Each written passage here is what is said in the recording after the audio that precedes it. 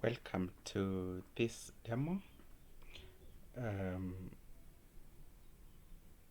my name is Dr. Joshua Itumo.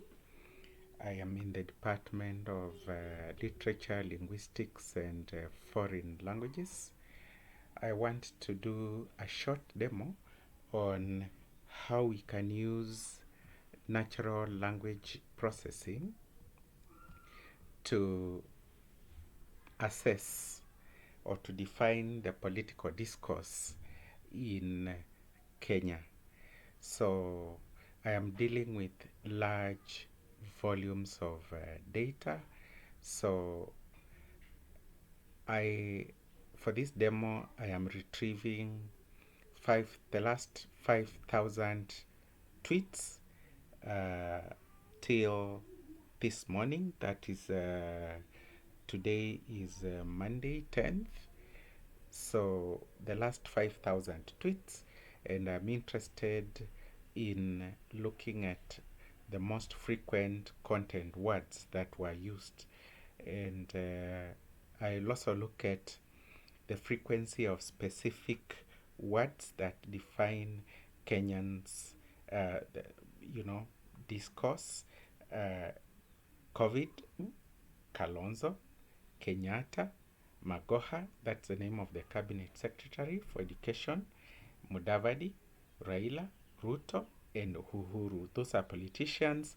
COVID relates to the pandemic that Kenya is faced, or the whole world is in. And then Magoha here represents education. So we want to ask ourselves, what is it that Kenyans are preoccupied with? And we will use plots to do lexical dispersion of these words to identify the extent to which we are using these words, which words are more common than others, and at what point. It's a diachronic study of at what point, what is the extent of usage of a particular word at a particular point. So let me begin by going to, I am of course using Python to do that type. I have developed programming, a code that is doing all this. So I'm doing it in Python and its other related modules. So let me go to Citizen Twitter account. Citizen, I'm just searching Citizen Twitter. This is a site that I will use to extract data from. So yes, this is their site, and today, as I said, is the 10th.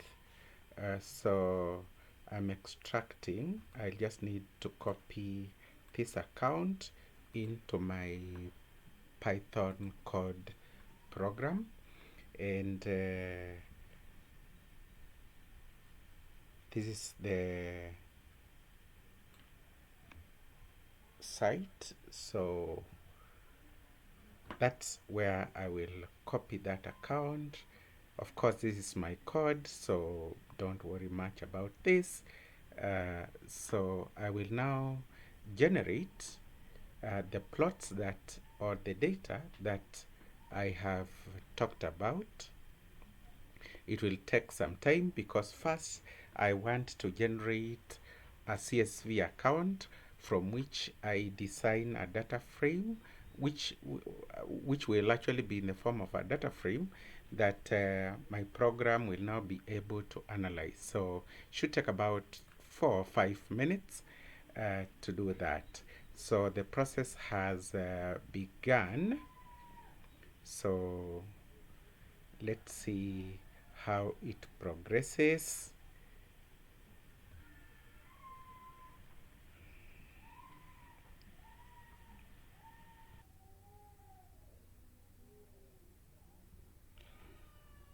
Beautiful. It has generated the data.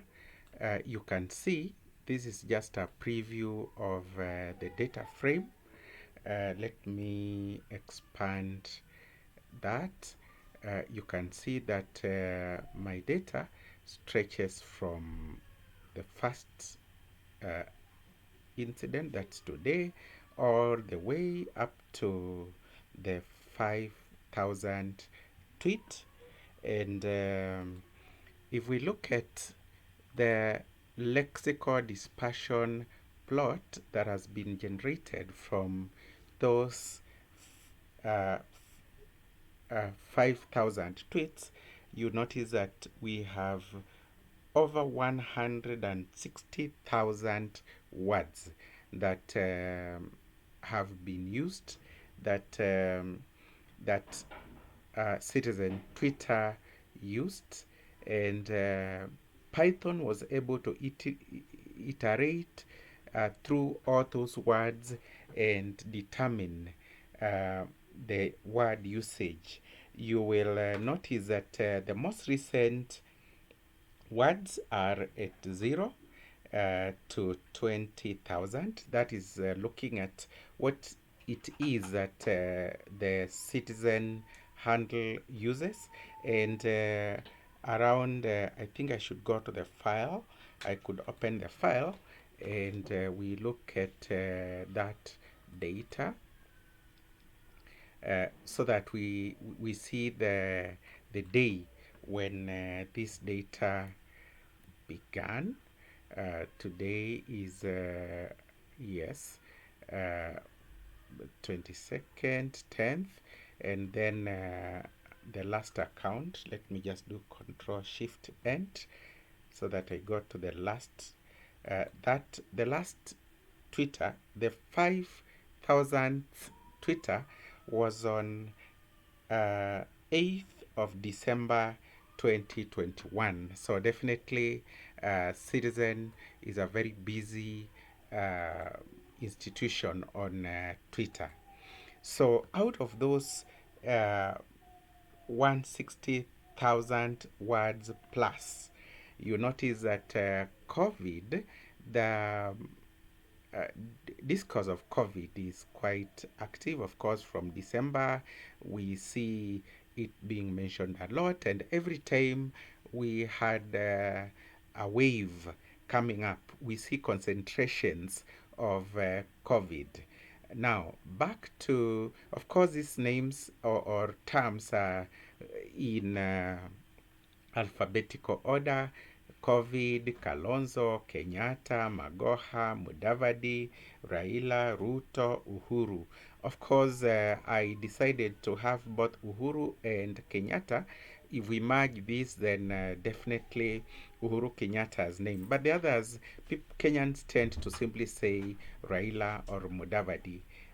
We hardly say, you know, uh, we hardly use the first names of Raila, of Kalonzo, of Mudavadi in our conversations. But for Uhuru, we interchangeably use either Uhuru or uh, Kenyatta when referring to our president.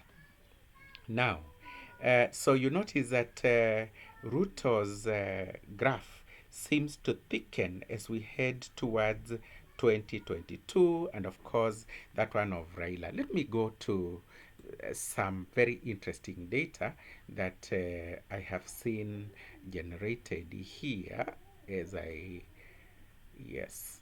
Now, from this data, you notice that we have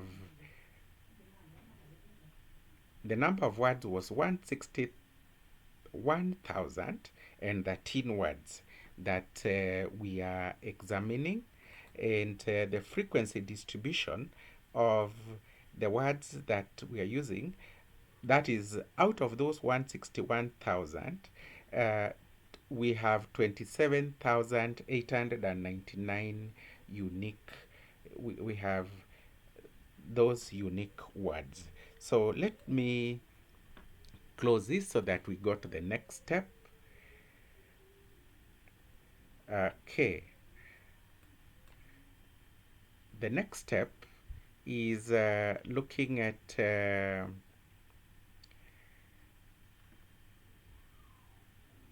doing a detailed report, and we are looking at word frequency distribution. Here, I first wanted to just do a quick check of whether the system is actually generating. If we go to our sentence or our tweet number 100 and 101, then we are going to have Mafisa wa Polisi Muranga. You know, that's the tweet that we have. So the number of lines in the entire text are 12,000, and the number of words that content words now that we are using, because we also have numbers, are that's plus both the words and everything. It's 176,000 plus punctuations and everything, and we have them there. A huge data analysis. Here I am looking at the individual occurrences. COVID occurs 359 times out of the um, 500 5,000 tweets. Kalonzo Musyoka appears 56 times. The first instance of Kenyatta is 134 times. Magoha does not have, is not, we have very little tweets. Then Mudavadi 91 times. Then we have Raila 355, and that one of Ruto is 375. So Ruto seems to be in Kenyan's discourse more than Raila, as we are going to see shortly. So let me close this so that it takes me. Now, this is a graph of all the words and their frequencies, and this is a graph of the main words now. So, of course, because it is Citizen Kenya, it's among the very first ones. This is in every Twitter account, we have this 00 numbering, HTTPS. So the keywords there, I would say, are 2021. Then we have 2022. I think that's because of the elections that we have. Yes. Now, uh, we want to look at the frequency distribution of those words. Each of the words that we are focusing on, uh, every line here, every striation indicates a mention. So you notice that William Ruto's graph is thickening as we head towards 2022. Kenyans are speaking a lot about him. Let's see the one for Raila. Yes, it also thickens, but not as thick as that one of Ruto. Remember the statistics that we had. There's a time when the discourse about Raila was just too much. That was last year, around December. You know, last year December. Yeah, let's go to the next. The next one is that one of Kalonzo. You notice there's a time when a lot of some discourse about Kalonzo, but of late, not much is being spoken about Kalonzo, at least on Citizen. Then here we have the discourse for Mudavadi, quite regular but not as thick as that one of Ruto and Raila. Then we have for Uhuru, remember we also had Kenyatta, so this definitely him being our dear president, we have a lot of discussion on Uhuru Kenyatta. Definitely the leading now that he has more than 400 if we add both. Beautiful. The last one is Magoha. There's a time we spoke, there wasn't much about Magoha last year. Then I think these lines coincide with the moments when the news are laden with either strikes or COVID restrictions. So we have some discourse on Magoha, but currently not much. Yeah, that's how you do a lexical distribution of those words. Uh, by the way, for Uhuru, that should be 134 plus 162. So that is supposed to be 296, uh, 396, close to 400 words. For each individual character, this is the data that I gave. You can see Ruto is at 375 mentions and Raila is at 355 mentions in my chart. Now, I said I would finish by looking at concordance of the word COVID to just demonstrate that we can actually see how a particular word is used. So out of the 359 uh, instances of COVID, we have sampled here just 25 of them and what each of them. And you notice that the regularity that we have is that it relates to COVID updates, positive data, positive rate, records of by the citizen Twitter handle. Of course, we can use this to we can use this program to choose books for our children. We can decide the books if I have a soft copy or even a hard copy. It's easy now to capture that data. We generate the usage of words. We can determine whether some books are pornographic or whether the level of language is suitable for the learners that the learners are using. We can do an analysis of the extent of using a particular word. Recently, I did one on tithe, when tithing began, the first mention of tithe, or we could do the first mention of any particular name and who and at what point that particular name is used. That is just a preview of what we are doing in computational linguistics and machine learning, natural language processing, a very interesting area in linguistics. Um, Feel free to contact me in case you are doing any sort of data, frequencies, statistical data. I would be very good in analysis of quantitative data, both with Python and SPSS. And then I also do a lot of acoustic data analysis for spoken data.